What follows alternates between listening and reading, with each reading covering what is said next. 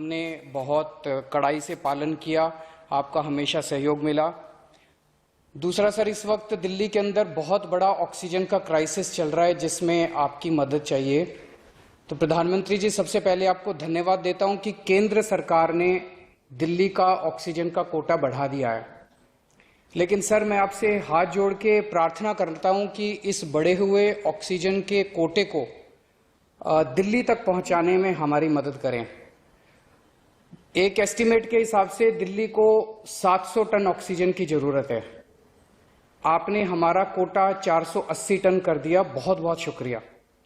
लेकिन पिछले 24 घंटों में इस बढ़ाए हुए 480 टन में से भी केवल 350 टन ऑक्सीजन दिल्ली पहुंच पाई है। प्रधानमंत्री जी, जब से ऑक्सीजन का संकट शुरू हुआ है, मेरे फोन बजते रहते हैं।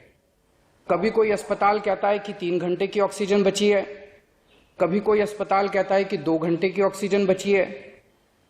हम कारण जानने की कोशिश करते हैं तो पता चलता है कि पीछे किसी राज्य ने दिल्ली के लिए ऑक्सीजन लाने वाले ट्रक को रोक रखा है।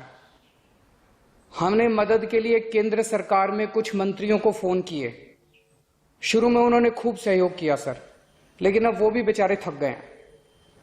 सर, देश के संसाधनों पे तो 130 करोड़ लोगों का अधिकार है ना। अगर दिल्ली में ऑक्सीजन की फैक्ट्री नहीं है तो क्या दिल्ली के 2 करोड़ लोगों को ऑक्सीजन नहीं मिलेगी? जिस राज्य में ऑक्सीजन की फैक्ट्री है, क्या वो दिल्ली की ऑक्सीजन रोक सकते हैं? ऐसे में हम क्या करें? सर, मैं आपका बेहद शुक्रिया अदा करना चाहता हूं कि आज आपने ये मीटिंग बुलाई है, बहुत सही समय पे ये मीटिंग बुलाई है।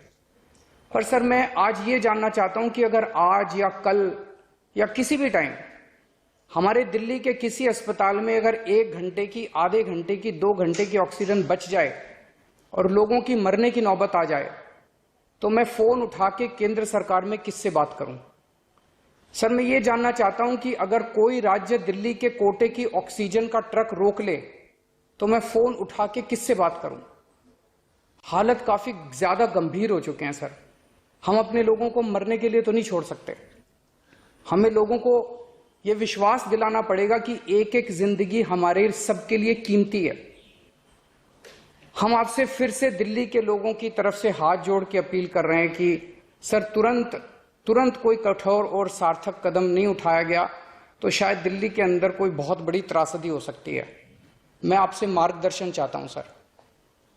सर, कुछ ही राज्य हैं जहां से मैक्सिमम दिल्ली की ऑक्सीजन आती है और जहां सबसे ज्यादा दिक्कत आ रही है और जहां सबसे ज्यादा हमारे ऑक्सीजन के ट्रक रोके जा रहे हैं। मेरी आपसे विनती है, अगर आप उन राज्यों के मुख्यमंत्री को एक बार बोल दें, फोन कर दें कि हमारे ऑक्सीजन के ट्रक ना रोकें, तो दिल्ली के लोगों को ऑक्सीजन मिल जाएगी। आपका एक फोन ही बहुत है सर उनको। दिल्ली के 2 करोड़ लोगों की तरफ से मैं आज आपसे हाथ जोड़ के विनती कर रहा हूं कि सर, आप हमारी मदद कर सकते हैं। आप कृपया हमारी मदद कीजिए और अस्पताल में लोगों को ताकि ऑक्सीजन मिल जाए। ऑक्सीजन की कमी के कारण अस्पताल में जो हालत बने हुए हैं वो अब देखे नहीं जाते। लोग बहुत ज्यादा तकलीफ में हैं सर। पूरी रात हम सो नहीं पाते, नींद नहीं आती। इनका मुख्यमंत्री होते हुए भी मैं कुछ नहीं कर पा रहा। डर लगता है कि ऑक्सीजन की कमी से कहीं कोई बड़ा हादसा ना हो जाए। ईश्वर ना करे, अगर ऑक्सीजन ना मिलने से कुछ अनहोनी हो गई तो हम सब कभी अपने आप को माफ नहीं कर पाएंगे। प्रधानमंत्री जी, कोरोना से देश को बचाने के लिए एक नेशनल प्लान बनना चाहिए। इस नेशनल प्लान के अंतर्गत देश के सभी ऑक्सीजन प्लांट्स को तुरंत आर्मी के जरिए केंद्र सरकार टेक ओवर करे। ऑक्सीजन प्लांट्स से निकलने वाले हर ट्रक के साथ एक आर्मी का एस्कॉर्ट व्हीकल रहेगा, तो कोई उस ट्रक को फिर आगे रोक नहीं पाएगा। सर, दिल्ली का जो ऑक्सीजन का कोटा आपने बढ़ाया, हम उसके बड़े शुक्रगुजार हैं। लेकिन उसमें लगभग 100 टन ऑक्सीजन उड़ीसा और वेस्ट बंगाल से आनी है। हम परसों से, जब से कोटा बढ़ा है, हम कोशिश कर रहे हैं उस ऑक्सीजन को दिल्ली लाने की। मेरा आपसे निवेदन है कि यहां से ऑक्सीजन अगर हो सके तो हमें हवाई जहाज से उपलब्ध करवाई जाए, और नहीं तो जैसा अभी बताया गया, आपका आइडिया है ऑक्सीजन एक्सप्रेस शुरू करने का, वो ऑक्सीजन एक्सप्रेस शुरू करके वेस्ट बंगाल और उड़ीसा से हमें ऑक्सीजन दिलवाई जाए। आइडिया नहीं, ऑलरेडी कि हमारी 100 टन ऑक्सीजन उधर से आनी है। प्रधानमंत्री जी, हमारे देश के वैज्ञानिकों ने इतने कम समय में जो वैक्सीन बनाई है, इसके लिए हमारे वैज्ञानिक साधुवाद के पात्र हैं। आपने इसमें जो प्रयास किए, आपका बहुत बहुत शुक्रिया। अब हम सब लोगों को मिलकर कम से कम समय में अपने नागरिकों को ये वैक्सीन लगवानी चाहिए। इसमें केंद्र और राज्य सभी सरकारों को हमको मिलकर काम करना है। अभी सर केंद्र सरकार ने आदेश जारी किए हैं कि 1 मई से राज्य सरकारें सीधे कोरोना वैक्सीन खरीद सकती हैं। इसके बाद एक वैक्सीन की कंपनी ने अपने रेट जारी किए हैं कि वो केंद्र सरकार को 150 रुपए में और राज्य सरकारों को 400 रुपए में देंगे। सर, एक ही देश में एक ही सामान के 2 रेट कैसे हो सकते हैं? 1 नेशन 1 रेट होना चाहिए। सारे देश को एक ही दाम पे वैक्सीन मिलनी चाहिए। अगर देश एक है तो वैक्सीन का दाम भी तो एक ही होना चाहिए। तो मैं आपसे निवेदन करता हूं कि केंद्र सरकार को, राज्य सरकारों को एक ही रेट पे वैक्सीन मिले। जिस रेट पे केंद्र सरकार को वैक्सीन मिल रही है, उसी रेट पे राज्य सरकारों को भी वैक्सीन मिलनी चाहिए।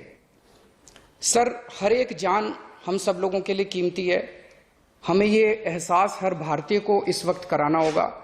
इसलिए मेरा मानना है कि देश में सबको दवाई, सबको वैक्सीन और सबको ऑक्सीजन मिलनी चाहिए, और बिना किसी विवाद और बिना किसी रुकावट के ये मिलनी चाहिए। मेरा विश्वास है देश में अगर कोरोना के खिलाफ एक नेशनल प्लान होगा तो हम सभी राज्य सरकारें और केंद्र सरकार मिलकर इस दिशा में काम करेंगे। सर, कोरोना की वजह से दिवंगत आत्माओं को शांति कहना। तो दिल्ली के मुख्यमंत्री अरविंद केजरीवाल को आप सुन रहे थे, जो ऑक्सीजन की किल्लत को लेकर प्रेस कॉन्फ्रेंस कर रहे थे। पीएम मोदी ने सही समय पर मीटिंग बुलाई है, जो आज मीटिंग होने जा रही है उसको लेकर के जिक्र किया। अरविंद केजरीवाल ने ऑक्सीजन के बड़े कोटे में भी कटौती हो रही है, ये बात भी कही, और ऑक्सीजन के ट्रक ना रोकें राज्य। एक बार फिर से राज्य सरकारों से वो अपील करते नजर आए, क्योंकि दिल्ली में हालात बेहद खराब है।